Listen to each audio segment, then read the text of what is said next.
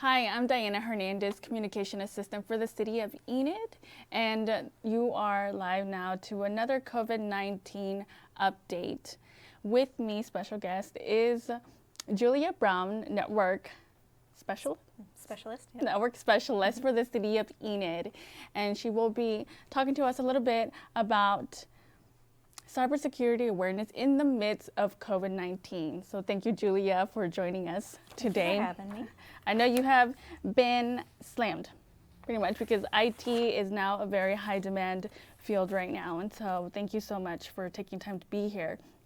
Now, is cybersecurity, is that something that we should be on high alert in this time in COVID-19?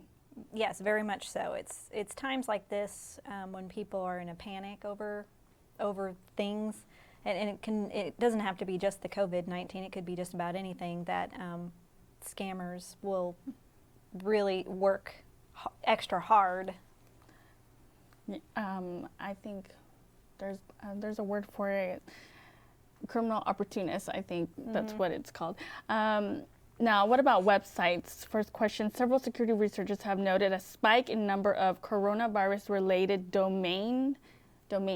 What is your input about that? I'm actually not surprised that there's an increase in cyber attacks. Criminals often use crises like this to exploit victims or individuals. The criminals, they'll leverage, in this instance, the coronavirus fears they'll use it as bait. And unfortunately, with the sudden surge of the work at home, the online learning, online shopping, even with people just being curious and going out on the internet and searching the coronavirus, they're using all of these avenues to be able to bait people into what they're trying to do, which is exploit them. In all honesty, there is no limit to what the cyber criminal will do in this instance. Even now, we have to be wary of the stimulus package that's coming out because they're creating all new emails and text messages and websites just for that alone. You know, the fact that people are working from home and kids are at home, the cyber criminals are absolutely loving it right now.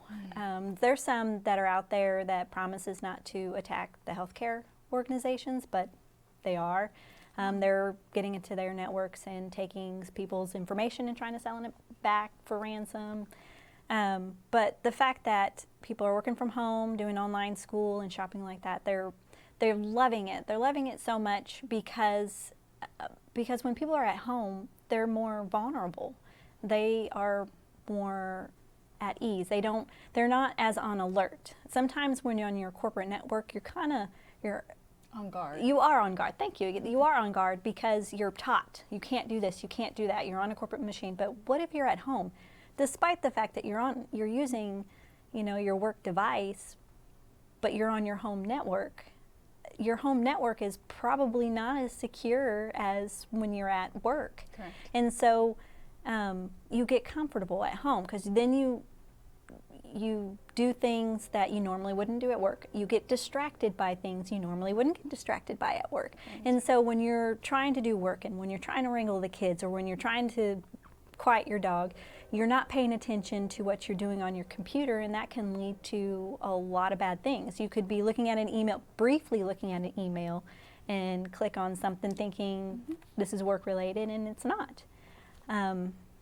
If you're not using a VPN connection, if you're using a work device and you're just on your home network and you don't have it locked down, if you don't have simple things changed on it like your username and password, then you're even more exposed to hackers out there because if you don't change default username and passwords, you can go on the internet and search for your device and get it. So if you can search online for default username and passwords, hackers already have it and they could already be on your network. So that's why they just love when you're at home. It's a little bit easier than trying to bust through the several different layers of security that a work network would have. Correct. So at home, it'd be easy to let your guard down and then visit thousands of coronavirus, because a lot of people in the midst of panic, they go to Google, they go online, and so thousands of these websites are corrupt or not. Possibly. I mean, is there a way to tell? Is there? Generally, you can. There are some legitimate websites you can go out there to. If you have an antivirus in place and you have it, as a plugin on your browser, it could go and search that website before you go to it. I mean, there's a lot of tools that can search the website before you go to it. Okay. People just don't know that. There are other websites you can use to scan a website before you go to it. It's just like scanurl.com, things like that. But people just don't know that. Sometimes people, because they let their guard down, they just go on the internet, and normally, you just kind of cruise the internet. When I teach my end users, when I do the training and stuff with security awareness training, I have to remind them that when you're on the internet, you're on the wild, wild web. There's no telling what you could do or what could happen, because you could just visit a website and get infected. That's how easy it is, and that's called drive-by download. So there's phishing attacks, there's, I think that is a form of malware. What else? What? The robocalls, you've got text messages that have links in them.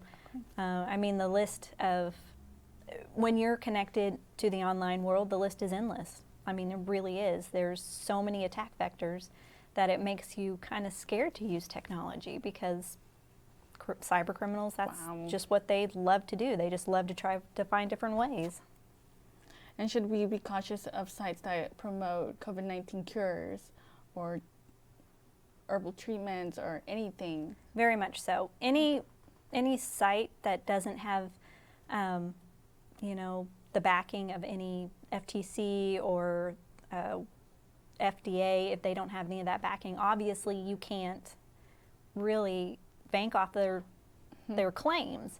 And we would know if there's a cure. You can't go to a website and they say they have a cure, and you expect that that's going to be true when they haven't found a cure. I mean, look at China. They're they're getting ready to go through their second wave. It's kind of sad. Yeah. But when people are in the midst of a pandemic, they don't think clearly, and they don't. I mean, they really, as you can see what's going on in Enid right now, people are just buying up a bunch of stuff. I mean, the whole toilet paper thing. I mean, the memes of it alone is pretty hilarious, but you can see the worry and the fear back behind it. Mm-hmm. So take that worry and fear and go online. Take it in the technological world. It's almost hard to stop yourself there, to go to this site, to click this link, to go to that site, to do this, to do that, just because you're so curious and you just want to go find out as much as you can. Well, guess what? One site can lead to another site, which can lead to another site, which leads to another site. Yes. And at some point, one of those sites are not going to be a legitimate site. Mm-hmm. And you're going to probably leave it with something you didn't want to have. So, now, emails. Is there a rise of email scams? Yes. The Barracuda email filter has released some information. They said since the end of February, so mind you, we've only been a month, they have seen a rise of over 660% in COVID phishing emails alone. Wow. I mean, we get a substantial amount of phishing emails every day. Most people don't realize it. A lot of it goes to their junk mail, and then in your personal email, you'll see a lot of phishing emails in there too. But over 600% in 1 month is pretty substantial. It is high. Yeah, and that's just from one email filter company alone. That's not from Cisco or from Palo Alto or any other email filtering company. So now with emails, there is hackers that use tactics through emails too, by downloading malware or the tactics that cyber criminals will use when it comes to email. Mm-hmm. There's a couple of different ways they can go about it. They can either attach an infected Okay. attachment, so Word, PDF. I mean, it could be a text. It could be any kind of attachment. Anything that you could pop up. Right. Okay. Any kind of attachment. It doesn't matter what it is. Or they can embed a link. So either one of those could either take you to a site that would make you download an infected file, or the file is already in the email and it's infected. So once you download it, and half the time people won't know that it's doing something. You know, when people run their own home computers, they run as administrators on there. So they don't have to give their computer permission to install and to do stuff. It just automatically does it. So most of the time people aren't going to know something is happening because it's doing it all in the background. That's how a lot of these malware and ransomware work. They're just very sneaky. Now, mobile users are being targeted as well. Tell me a little bit about that. You know, mobile devices have always been targeted, mainly because everybody or almost everybody has a mobile device. So why not go after the thing that most people use, you know, which is tablets and phones especially. I can't say that the attack vector has increased. I think it's still the same. I think they're going to still use text messages. They're going to use robocalls. I mean, we had robocalls before, whether it's your car needs insurance or this is Microsoft calling on your computer. Now it's the COVID-19 calls, you know, researchers, or they're just trying to get information out of you. But mobile devices are a little bit easier because they don't have a lot of the same security measures in place if you don't put them in place. You know, they don't come built with a firewall. You have to download apps to be able to enhance the security of the devices. Now, when you have an Android, it's made with open software, which open software is something that you can download and manipulate yourself, so it makes it a little bit easier on Androids. iPhones are a little harder, but that doesn't mean that they're, you know, free from any of that stuff. And then you got your app stores, you know, apps. I would imagine that there's probably been thousands of apps that have been uploaded and used for malicious purposes. So to even be cautious of the apps were downloaded related to COVID-19, to do a Right. little bit more research, background research on the validity of these apps. Yeah, find out who is the maker of it. You know, if it's made by the CDC, I would imagine maybe the CDC has made an app, you know, a good informational app. But it would say on there that it was developed by the CDC. It's not going to say it's developed by Zun Li out of China or something. You know, it's going to be from a legitimate purpose or person. So hopefully people would not just look at it at face value and be like, this is what I need, but to maybe go to the website and just double check things before they install it. Because the sad thing is, once you download an infected app and it takes hold of your device, you can't guarantee that that device is going to be able to be recoverable. I mean, you may be able to factory reset it, but things like the Android with the open software, it could be corrupt at the operating system level, and you're not going to get that phone back.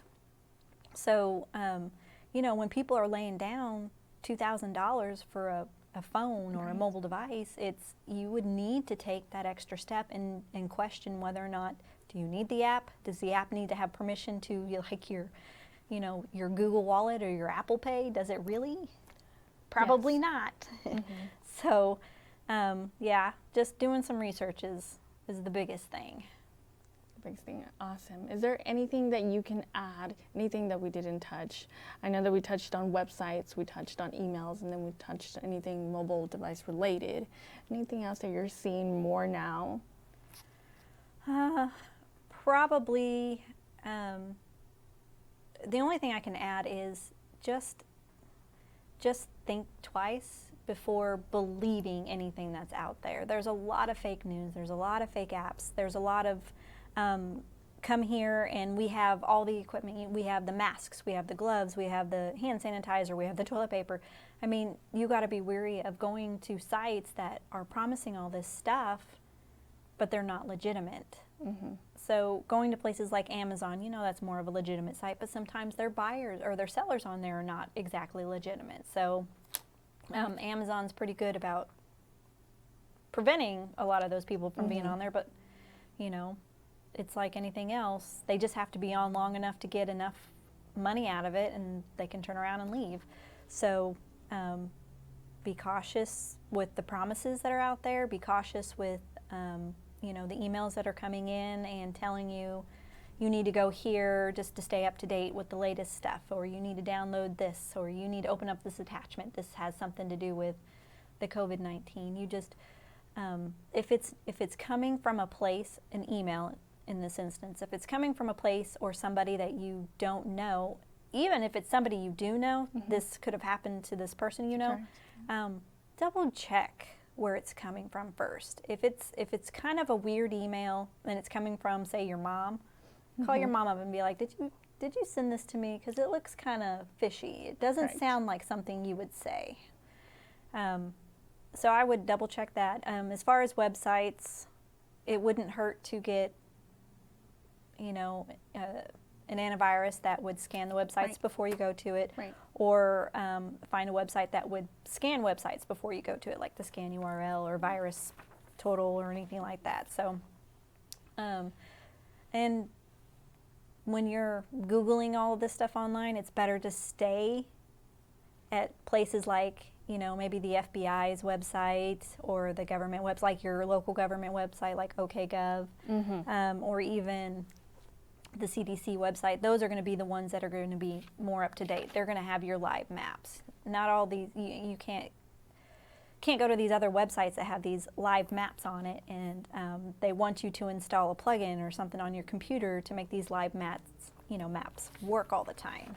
That could be another malicious tactic. Yep.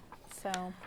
Okay, I do not see any questions via live here, so thank you very much, Julia, for joining us. I know this is very high alert time for all IT personnel, as well as first responders and everyone in the health field. So thank you very much for being here. Thank you for having me. Yes, and thank you for viewers watching. This is really important with everyone being at home and cybersecurity being also something that everyone should double check. Just like everyone washes hands, cybersecurity awareness is also as important. So join us tomorrow for another COVID live briefing at 1:30, and thank you very much.